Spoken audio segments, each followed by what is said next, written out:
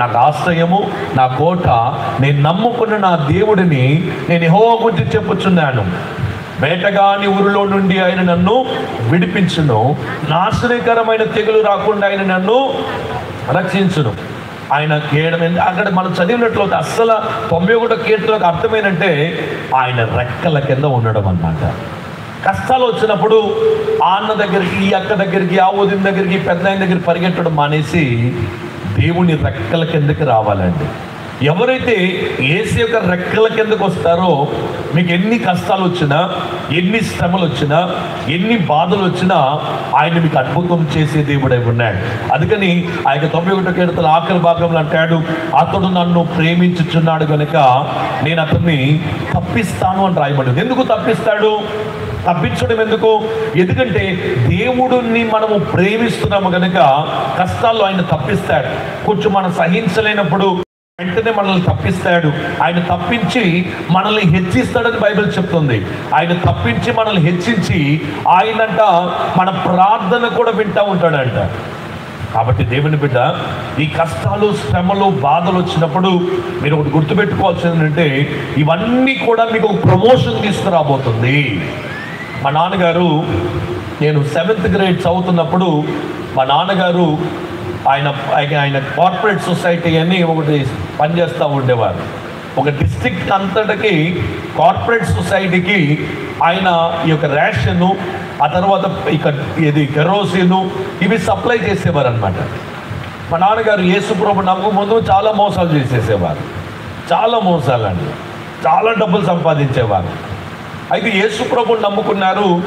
ఆ తర్వాత డబ్బులన్నీ తీసుకొని మోసం చేసిన డబ్బులన్నీ వెనక్కి చేశాడు అనమాట. ఆ తర్వాత నేను 7వ తరగతి చదువుతున్నప్పుడు మా నాన్న ఆయన ఉద్యోగాన్ని, ఆ కంపెనీ కేజీఎఫ్ అనే కంపెనీ, గోల్డ్ మైన్స్ బీజీఎంఎల్ అనే కంపెనీ మూసేశారు.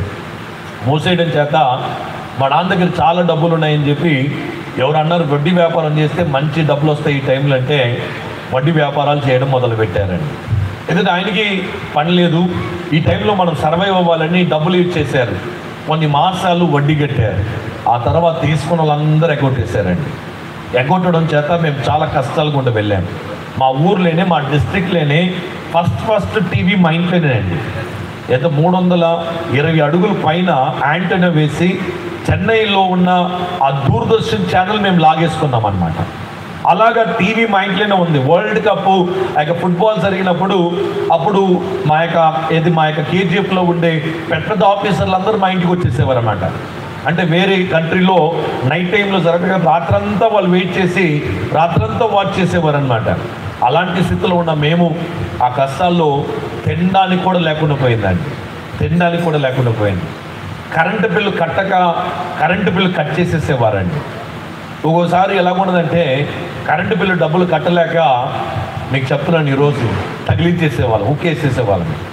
కరెంటు వాళ్ళు వస్తారేమో అని చెప్పి పగలు తీసేసేవాళ్ళం. అలా కష్టపడామండి.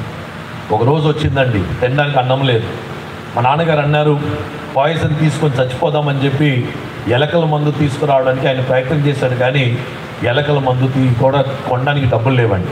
ఆ రోజు మా నాన్నగారిని గట్టిగా తిట్టాను నేను. బ్రతకడానికేనా మనం ఉండేది, చావడానికి అనుకుంటున్నారా? మనం బ్రతకాలని చెప్పి ఆ రోజు నేను మాట్లాడాను. దేవుడు ఆ కష్టాల నుంచి మమ్మల్ని విడిపించాడు. ఈరోజు దేవుని బిడ్డలారా, ప్రతి పూట నాకు మన్నా కురుస్తుందండి. నాకు పాస్టర్ ఎస్తర్ గారు, ఎస్ఆర్ఎం గారు అడిగారు, మీరు ఏదైనా తినండి అని చెప్పి ఈ రోజుకు ఒక 2-3 కాల్స్లో వారు చెప్పారు. ఎందుకంటే తినడం పెద్ద ప్రాబ్లం కాదు, ప్రతి పూట మన్నా కురుస్తుంది. నేను కోరిన భోజనం మాకు ఇస్తారు. కొన్ని వేల మంది విశ్వాసులండి. మొన్నైతే ఈ గుడ్ ఫ్రైడే ఈస్టర్ ఆరాధనకి చర్చి 4 ఆరాధనలు సరిపోవట్లేదని చెప్పి ఏం చేశామంటే మిరియం గ్రౌండ్స్లో పెద్ద టెంట్ వేసి ఆరాధన చేశాం. పెద్ద టెంట్ ఫుల్ అయిపోయింది, ఓవర్ఫ్లో అయిపోయింది. ఇంచుమించు ఒక 300-400 మంది వచ్చిన వాళ్ళు స్థలం సరిపోక భోజనాల టెంట్లో నిలబడిపోయారండి. ఎందుకు అంటున్నానంటే సంఘం అంతా విస్తరిస్తుంది. మన్నా జూబ్లీ చర్చ్ మమ్మల్ని చాలా ప్రేమిస్తారు. అయితే తినే పొట్ట లేదండి. దేవునికి స్తోత్రం కలుగుగాక. ఎంత తినగలం అంతే తినగలం. ఎందుకంటే దేవుని బిడ్డలారా, కొంత శ్రమకాలం ఉంటుంది, ఆ తర్వాత సమృద్ధి కాలం వస్తుంది. రీసెంట్గా దుబాయ్ షేక్ గారు, దుబాయ్ని ఫౌండర్గా కనిపెట్టిన ఆ షేక్ గారు ఒక వీడియో చెప్పారు. ఆ వీడియోలో ఇంటర్వ్యూలో ఏమన్నాడంటే, మా తాతలు వంటలు మేశారు,